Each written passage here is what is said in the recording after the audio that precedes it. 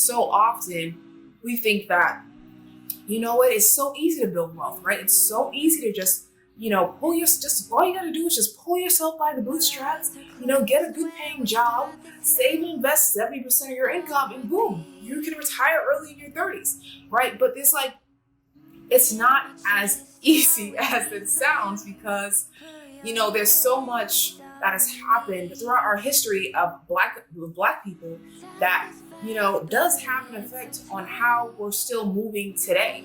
It's like you could do all the right things, right? You could do all the things that they tell you to do. You could get an education.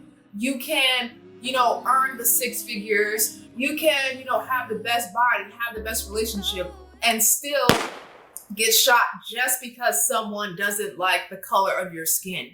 Hello, heroes. Welcome back to another video. My name is Candice Latham. I am the founder of this Hero in Your Finances workbook.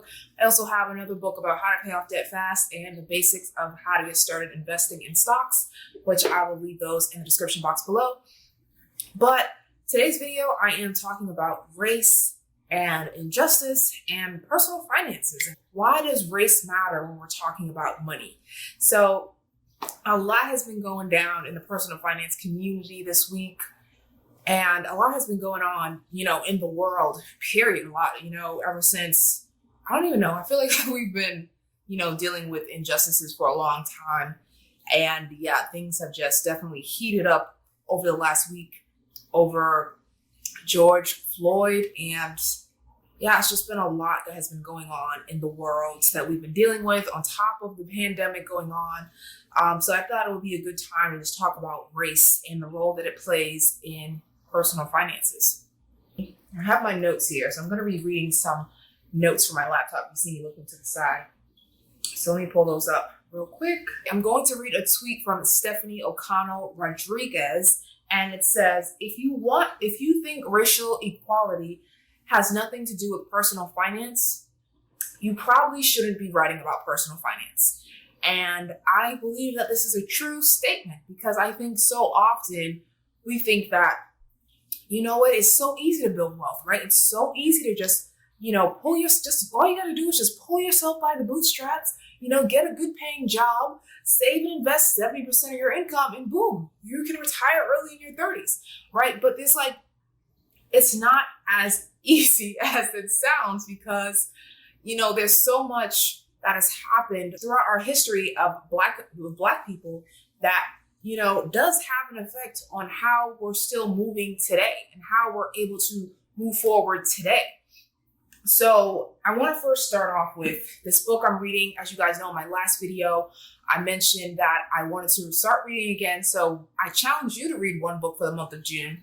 So I hope you're reading one and I hope you're letting me know about that book in my Facebook community. This book I was reading, it talks about frames. And I love how they break down what a frame actually is. So it says, imagine looking at the world through a window frame that you hold in your hand. So, right, imagine looking at the world like this, right? Imagine looking at the world like this. So as you move the frame around, the sounds and images you encounter are interpreted by your brain in ways that are consistent with your intelligence, values, and ethics. This is your point of view. So another person can look at the same thing through his own frame, and what he hears and sees may differ by a little bit or a lot. So the common label is called perspective. So as we interpret the world, we're interpreting the world through these frames. Basically, as we're moving throughout the world, we're interpreting our world through these frames. It's shaped by the environment we grew up in. It's shaped by our parents. It's shaped by what we hear, what we see, what's around us. All of these things shape our frame of view. So when I'm speaking to you, I can only speak from my frame, which is, I'm a Black woman and I was raised in Boston, right? So that is my frame. That is my frame when I am speaking to you. And I think that it's important to recognize that we're each viewing the world in different frames. I get it. If you are not a Black person, you might not fully understand our frame and, the injustices that we face or how we're feeling, or, you might not get that because your frame is literally entirely different from ours. Like, you were raised completely different. You were surrounded by different things. Your environment was different. But I think that we have to acknowledge how race plays a role in personal finance, because if all the articles online are just making it seem like it's so easy to build wealth, right? It's so easy to do it. All you have to do is, earn more, spend less than you earn, invest the difference, right? But sometimes it's not as easy as that. And I don't want to, say that to discourage you, because I call you guys heroes and I believe that you can defy the odds and build wealth. But those odds are still there. The odds are still stacked against you, right? You can do all the right things that these articles are telling you to do and still feel like you're failing, and that's not your fault, right? And it's not your fault. It's just there's a lot of different things at play. Like, yes, you do have to, put in the work, right? And there are going to be some challenges in there. But then on top of that, what is the word? On top of that, you're dealing with systematic injustices and oppression. So I think that we have to address that in personal finance, because if not, we're just going to sound, tone deaf. We can't ignore the systematic challenges that Black people are facing. I want to read this quick quote from AmericanProgress.org. It says, "Even after considering positive factors such as increased education levels, African Americans have less wealth than whites. Less wealth translates into fewer opportunities for upward mobility and is compounded by lower income levels and fewer chances to build wealth to pass accumulated wealth down to future generations." So there is this huge wealth gap between Black people, between white people, even Hispanic people and Asian people, because when you think back to slavery, which started in 1619, we endured 246 years of slavery on top of 89 years of segregation. So if we really think about it, from now between when segregation ended, right? It's been 66 years, right? So that means that if we're running a race, that white people had basically a 400-year head start to build wealth. And, obviously it's going to be a bit easier for you guys, because there's so many things that as a Black person that we didn't have the rights to do until, after 400 years, right? So now it's like, there's discrimination in the workplace, there was discrimination in education. They didn't want us to go to college. They didn't want us to learn how to read and write. We couldn't put our money in the banks. The only way we did put the money in the banks, they were taking our money. We couldn't live where we wanted. There was laws against, there were different bank laws that were segregating us. There were different, real estate laws that were segregating us. There were so many things that were stopping us from even building wealth. So we had to start the game at a later start. And there's still hurdles that we're still jumping today. And so I think that when we're talking about personal finance, we cannot ignore those. We cannot ignore those challenges, but we can also not let those challenges stop us from continuing to defy the odds and build wealth. And that's one of the reasons I call you guys heroes, because I still believe that it's possible for you to build wealth. Will there be challenges? Yes. Can you overcome those challenges? I believe that you can. This is a conversation that needs to happen. And I think that, our other counterparts or people who are not Black and they were born with a different frame of view have to just step in and see our frame. I went to the statement event put on by Stephanie and Emma a few weeks ago, and they brought up a lot of really great points when it comes to finance.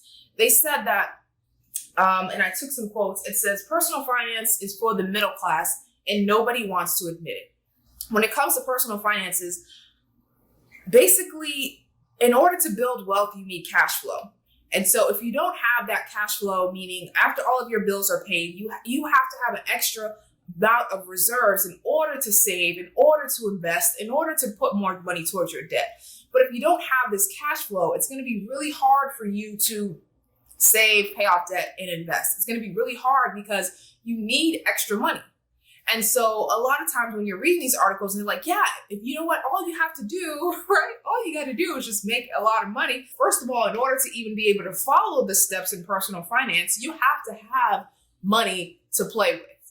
And sometimes when you're at a certain level, when you're truly at the bottom and you don't have any wiggle room, you can't even use any money to invest, because at that point, investing is a privilege, because you're like, listen, I'm down here and I'm just trying to live. I'm just trying to survive. I'm just trying to pay my bills, right? But personal finance is really more up here. Like personal finance is kind of starts up here. And then also we have to think about, I know for me, I'm like the first in my generation to go to college. My grandparents, they didn't go to college. And so it's like other counterparts can rely on, the strength that their family previously have been able to build for them. But for us, since we're starting behind, it's up to us to build that foundation for our kids and their kids. So, and then it's also up to us to help our parents, or even sometimes maybe you're helping your grandparents, help our family with the extra cash flow that we do have. So not only do we have to try to, have money for ourselves, now we have to have cash flow to save and invest and pay off debt. And some of us even have to have extra money to just help our family from, the older generation, on top of trying to build wealth for a future generation. So it's just on top of dealing with, segregation and still overcoming systematic challenges, systematic oppression, right? So there's just a lot of things that we have to deal with. And I think that it's important that that these disparities are there, right? We can't really ignore them because, we just can't ignore them. We also can't let those stop us at the same time. So it is definitely this what's the word I want to call it? It's definitely like this juggle that we have, it's like you can't lose hope. You have to acknowledge what's happening, but you still have to be able to rise above. But I think when it comes to racial injustice, and when people are like, just pull yourself up by the bootstraps, it's like you could do all the right things, right? You could do all the things that they tell you to do. You could get an education. You can, earn the six figures. You can, have the best body, have the best relationship, and still get shot just because someone doesn't like the color of your skin. And that is a big factor at play, because now we're dealing with these extra anxieties on top of all the other identities that we're carrying around. So it's definitely a lot that we have to deal with. And I think that it is important to just recognize that race definitely does play a role in personal finances. I've been seeing on social media lately that a lot of people are like, I'm Asian and I have problems too and challenges, or I'm a white woman and I have problems and I have challenges. And I'm not negating that you have challenges. What I am saying is that, yes, you all have challenges, but imagine on top of those challenges, prejudice and the systematic oppression and everything else and 400 years of slavery on top of that. Right. Imagine, right? It's just like you're carrying this even heavier bag, but you're still expected to run this race. But so that's all I wanted to say to you guys today. I appreciate you even listening. I appreciate you, feel free to leave in the comments some thoughts and your opinion on what I talked about today. And if you're not already on my email list, make sure you guys sign up to my email list. I have a free net worth tracker for you to download. I send out weekly emails on different money tips for you to be better at your finances. And I think that even though there's a lot going on in the world, I still don't want you guys to lose hope and lose focus. I want us to still continue to strive towards our goals, still continue to build wealth, because we still have a long way to go, right? We still have a long way to go. And we didn't have a head start. So, we can't fall off the bandwagon now. We just have to, find that motivation to keep growing, keep learning, and keep being the better version and hero that you are, because no one is coming to save you. You have to save yourself. Please feel free to like, share, and comment. Subscribe to my channel if you haven't already. And if you're looking for more resources when it comes to your finances, like I said, I have 3 books available. This is the Hero on Your Finances. This is more like a workbook, but I also have a How to Pay Off Debt Fast book, and I also have a book on, the basics of investing. So I'll leave all of my financial resources for you in the description box below for you to check out. And until next time, I will see you guys later. Bye, guys.